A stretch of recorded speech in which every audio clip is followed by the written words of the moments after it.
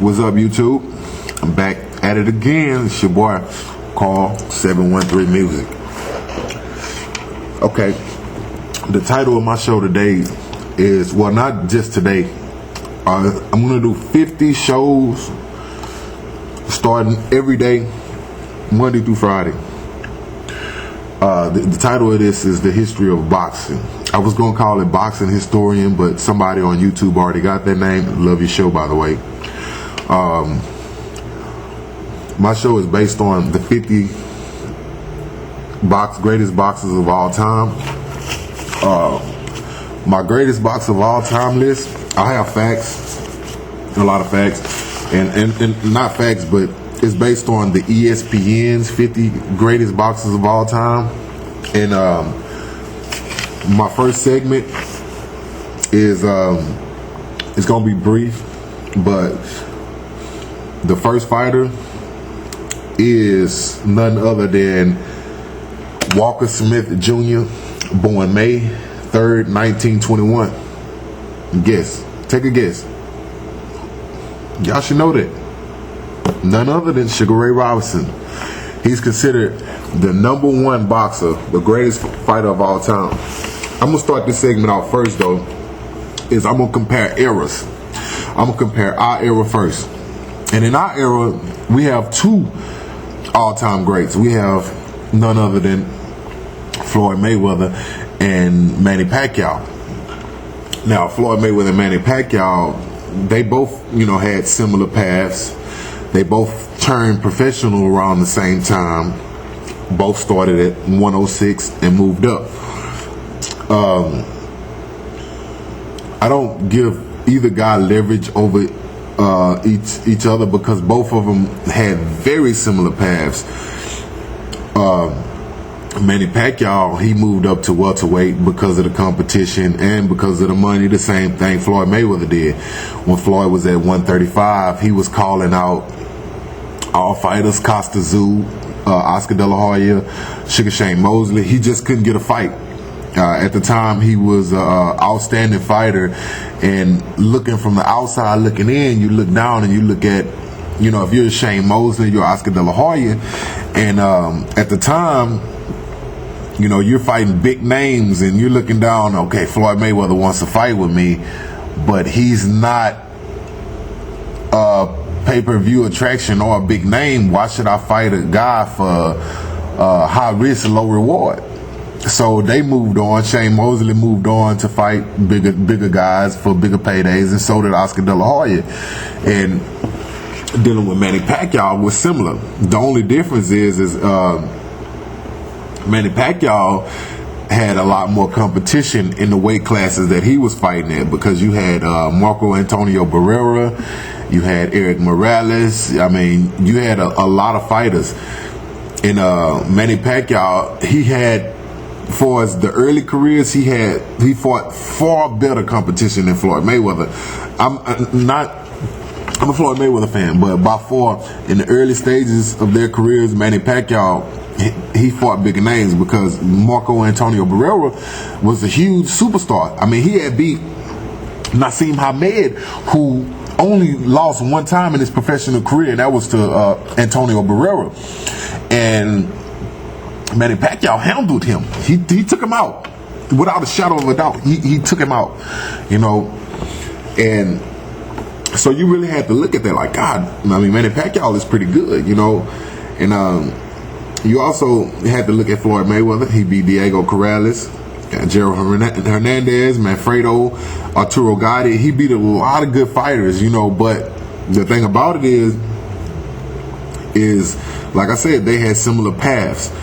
But Manny Pacquiao fought the bigger names, I mean, Corrales was a big name at the time, yeah, but Manfredo was a big name, but these names were not bigger than Barrera's and Eric Morales. These guys had huge superstar status, which Manny Pacquiao was probably earning more money at that stage of his career than Floyd Mayweather was. Now, once Floyd Mayweather started, fighting the likes of Zab Judas and Baldemir's and Oscar De La Hoya's, that's when he began to earn the paydays that he so desired. And at that time, Manny Pacquiao really wasn't fighting very much competition. That was really when he was fighting the big guys, the Moraleses and, you know, the Marquezes. And Mayweather was a champ. He was, that was the time when he was the pound for pound king. And Manny Pacquiao was on the outside looking in. And once Manny Pacquiao got to the stage where the competition began to die out, Mayweather had just defeated Oscar De La Hoya, and Oscar De La Hoya took a tune-up fight with Stevie Forbes. After that, he presented himself to Manny Pacquiao. He said, "Look, Manny, I just fought Floyd. I lost, yeah, of course. It wasn't a 50-50 split. He got, what, $10 million, $20 million for signing, and I gave him a percentage of the pay-per-view." At the time, that was a good money for Floyd. Floyd really had no choice. He wasn't going to make $10 million fighting anybody else, so he had no choice but to take that fight. Then when Manny Pacquiao decided to fight Oscar De La Hoya, it was like he wanted 50-50 off top. He was like, "Look, Oscar, you have nobody else to fight. Who else is going to be a pay-per-view attraction at that time besides me, unless you want to fight, rematch a Sugar Shane Mosley?" And at the time, he really didn't want to refight. Oscar De La Hoya knew he was getting a little older. He had just lost Floyd, who was quick, and Shane Mosley was doing pretty good he was a pretty good fighter at 154. And after Oscar De La Hoya fought him the second time, I don't think he really wanted to fight Sugar Shane Mosley anymore. And plus, they was working under the same company.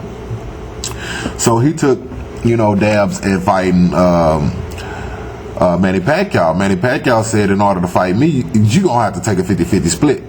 No, otherwise we're not gonna fight. You the bigger guy, and you coming down to 147 because I'm not fighting you at 154 because you're too deadly at 154. If you gonna fight me, we gonna fight at even playing fields." Everybody knew Manny Pacquiao was having problems making 135. He could have made 140 easily, but it really wasn't any big names at 140. So after he fought Oscar, and he beat Oscar convincingly, a light in Manny Pacquiao head done, he was like, "Man, I'm pretty good at fighting at welterweight. How about I fight Ricky Hatton?" Ricky Hatton blows up to about 180 between fights. And if I could get a good win over Ricky Hatton, who's really a welterweight but fighting at 140, I think I'm pretty good if I could beat a Hatton. And when Hatton came out, Hatton was a press fighter, but that was right up Manny Pacquiao's alley. Manny Pacquiao, it's like he showed his skills against Hatton. He showed that he had good lateral movement. As Hatton came in, Manny Pacquiao ducked and shot the left hook. Every time Hatton came in, Manny Pacquiao lateral move, and he hit him with that left hook, and that's how he caught Hatton cold. And that's the same thing Mayweather did. Mayweather was trying to shoot the right, you know what I'm saying, which wasn't working. You know what I'm saying? Once Mayweather kind of figured him out and was like, the left hook is hitting him all day long. He hit him with the left hook, and then that's when he was able to, you know, show his skill. Even the blueprint had already been created. Manny Pacquiao is a strategist. Mayweather, he fights pretty much the same every time. Defense, offense, safety first. Manny Pacquiao, he likes to sit down with Freddie Roach and come up with a good strategy and figure out an opponent. That's when Manny Pacquiao is most deadly. And that's the reason why I wanted to develop my show, because I want to basically show all boxing fans the difference between eras. I feel like we have great fighters in our era, and I felt like they had great fighters in back in the 50s and the 60s and the early eras. But I really don't consider the greatest of all time yet. Of course, is Sugar Ray Robinson, but my detailed show is going to be basically breaking down different fighters, historians, and eras. This is the introduction to my show.